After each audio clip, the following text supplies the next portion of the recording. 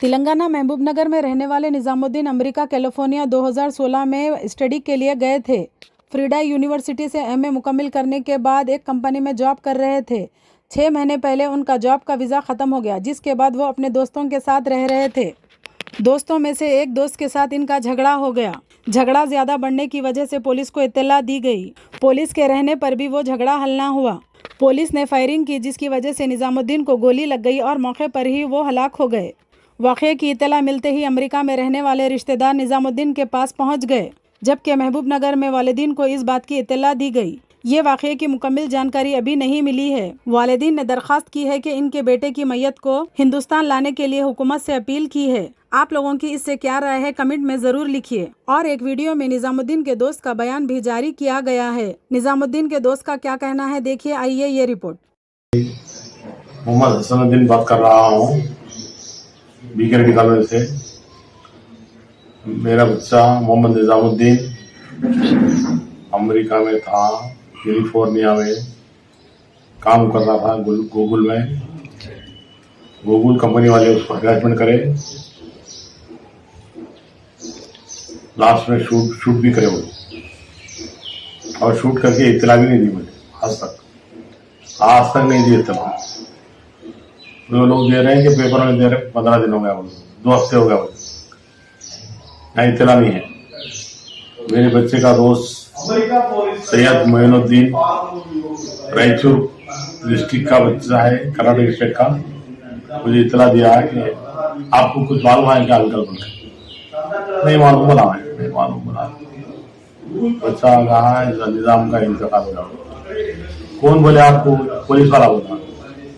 Police वाला उनको बच्चे को बोला, दोस्त के बच्चे को बोला, मुझे नहीं बोला। ये कहाँ का इंसाफ है? और शूट कर जो हुआ है, बच्चे को 4 राउंड मारे, अंदर घुसते ही मार दिया, जबकि बुलेट प्रूफ फायरिंग करना है, पैरों पे मारना है बुलेट प्रूफ, यानी रबर की गोलियां मारना है। पहले रबर की गोलियों का इस्तेमाल ना करते हुए आयरन के गोलियां मार दिया, बहुत बुरी बात है। अगर वहां की गवर्नमेंट इंसानियत है तो इंसानी काम करती थी। इंसानियत नहीं दिख रही उन लोगों में, पुलिस वालों में नहीं दिख रही, गवर्नमेंट में नहीं दिख रही। अगर किसी का वीजा एक्सपायर हुआ है तो चले जाओ, बोला खाली कर दो। ऐसा बोलने की बजाय 6 महीने का एक्सटेंशन लो, 1 साल का एक्सटेंशन लो। एक्सटेंशन में खाली पैसे हड़प कर जाना है, नहीं मिलने वाला कोई भी नहीं। ऐसा करके बच्चे को रोक दिए। तहकीकात नहीं करे, कुछ नहीं करे। तहकीकात करना जरूरी है, तहकीकात करते हुए काम करना था। बगैर किसी तहकीकात से छूट कर दिए। कुछ बॉडी का कुछ मुतालिबा लाने के लिए, बॉडी का मुतालिबा यह है कि हमारे तेलंगाना रेवंत रेड्डी साहब से भी गुजारिश की जाती है कि फौरन डेडबॉडी महबूबनगर तक आ जाए,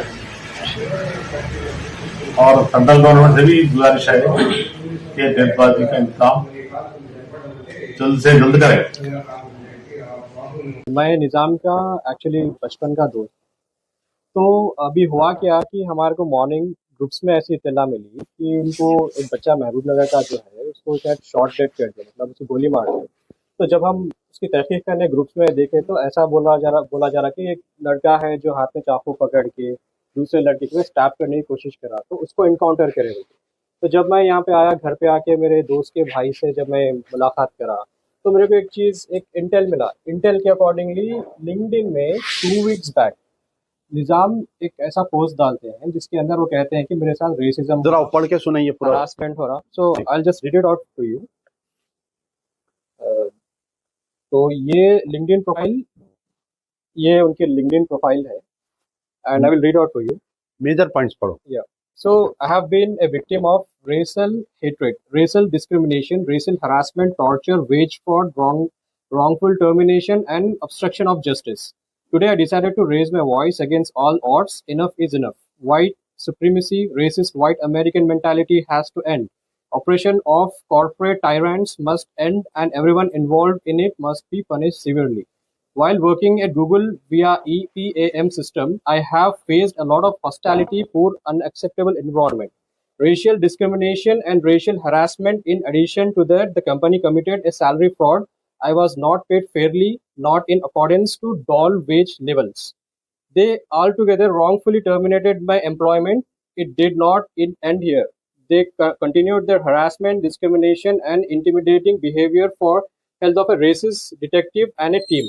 सो मोस्टली वो ये बोल रहे हैं कि मैं कंपनी में उनको फेयरली जो है सैलरी नहीं मिल रही थी, रेसिज्म चल रहा था, लाइक वो ब्राउन है इसकी वजह से उनको जो है इनजस्टिस फेस करना पड़ा था, मेंटल टॉर्चर से, हरासमेंट से गुजरना पड़ा था. It's not only that, like वो इंडियन है या किसी और रेस से बिलोंग करते हैं, तो जो कॉमन है यूएस में.